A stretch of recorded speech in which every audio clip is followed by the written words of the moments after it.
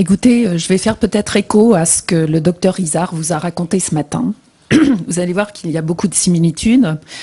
De manière un peu différente, moi je donne notre témoignage de famille et cela concerne ma fille Oriane. Je vais d'abord commencer par vous lire ce qu'elle a écrit. Elle n'a pas pu venir aujourd'hui. Oriane a 24 ans et elle est atteinte de myofasciite à macrophage depuis 6 ans maintenant, diagnostiquée il y a 3 ans.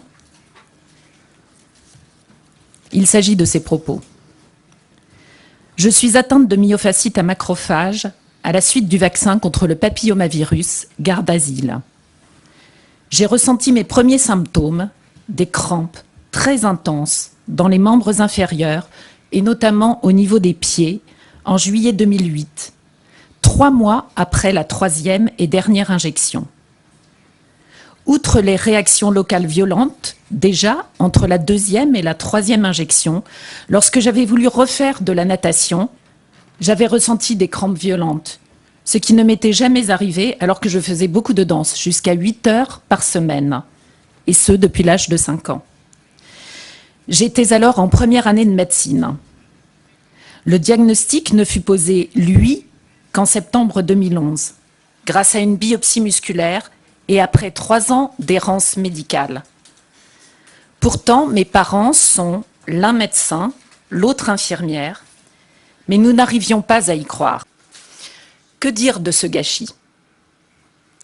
Que le gros problème actuellement, vraiment le gros problème des malades, c'est la méconnaissance et la non-reconnaissance de la maladie d'origine vaccinale.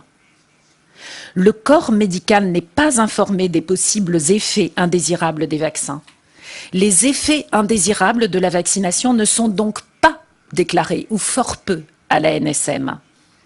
La non-reconnaissance entraîne un déni de la part du monde médical, qui ne se soucie pas des répercussions et de la violence que cela inflige aux malades, ou plutôt aux victimes.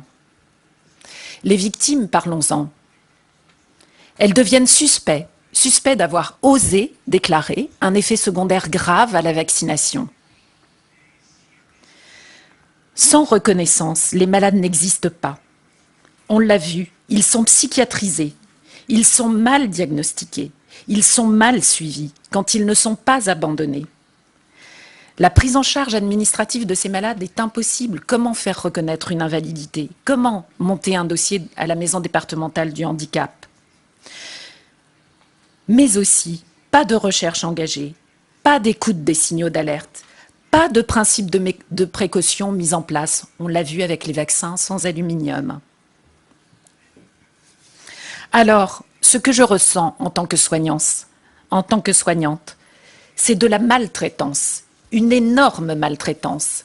Ces malades sont maltraités par violence psychique et morale, par violence médicale, avec défaut de soins, abandon de soins, négligence passive. Est-ce ainsi que le doute doit bénéficier aux patients? Pour notre fille, c'était le vaccin de trop, celui qui l'a fait basculer dans la maladie. Alors comme elle, nous demandons une information transparente, une reconnaissance des effets secondaires de la vaccination, une vraie reconnaissance de la maladie.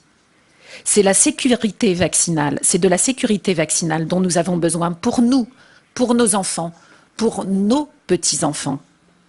Et non pas d'être catalogués d'anti-vaccinaux, ce que nous ne sommes pas. J'en profite déjà pour vous présenter Sophie Guillot. Là, on est partenaire là, depuis quelques mois sur les questions de vaccination et Vax, et qui est modératrice d'Info Vaccin Prévenard, qui est un groupe Facebook de 42 000 personnes, je pense, maintenant, où il y a énormément de gens qui se posent des questions et qui vont là parce que tout simplement, soit ils ont des questions auxquelles ils ne trouvent pas de réponse ou qu'ils n'osent pas poser. Officiellement, les autorités de santé reconnaissent que les accidents post-vaccinaux graves ne sont signalés à la pharmacovigilance à hauteur de 1 à 10%. Maximum 1 à 10%. J'aurais tendance, c'est plus proche de 1 que de 10, hein. Franchement. Avec tout ce que j'ai entendu et ce que j'ai vu, et pareil, à chaque fois que j'ai des témoignages comme ceux dont Santa parle, je demande systématiquement, est-ce que le médecin a fait un signalement à la pharmacovigilance?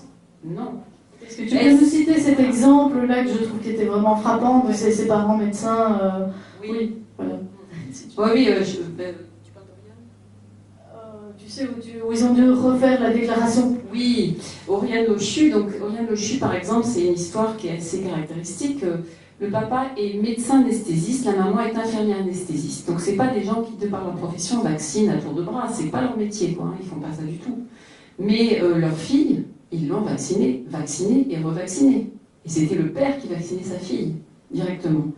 Et leur fille était brillantissime, baccalauréat C avec mention très bien, etc. Elle faisait de la danse, elle faisait du piano, elle était brillante dans tous les domaines. Elle rentre en première année de médecine et son père a le malheur de lui faire le garde d'asile. Elle a abandonné ses études. Sa vie est, entre guillemets, foutue. Une myofasciite à macrophage déclarée et reconnue par la biopsie faite à Créteil et Mont-d'Or.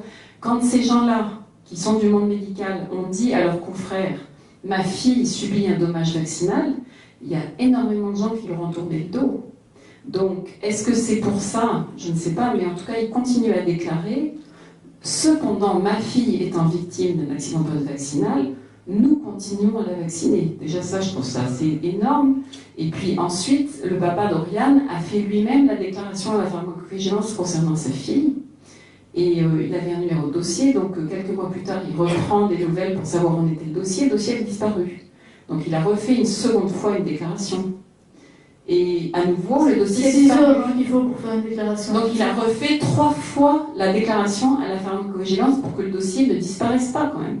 Donc imaginez le nombre de dossiers qui partent à la poubelle. Enfin, il y a vraiment un problème. Il y a vraiment un problème. La pharmacovigilance est inexistante. Virginie Bell a écrit un bouquin il y a quelques années, c'est une journaliste, elle a écrit un bouquin qui s'appelle « Faut-il faire vacciner son enfant ?» Et il y a un chapitre où elle explique qu'elle a contacté l'Agence nationale de sécurité du médicament, l'ex-AFSAPS, pour leur demander quels étaient leurs chiffres sur les accidents post-vaccinaux en France. La réponse de l'AFSAPS, ça a été « Il n'y a pas d'accident, nous n'avons pas de chiffres ». On sait très bien qu'il y a des accidents, bien sûr qu'il y en a.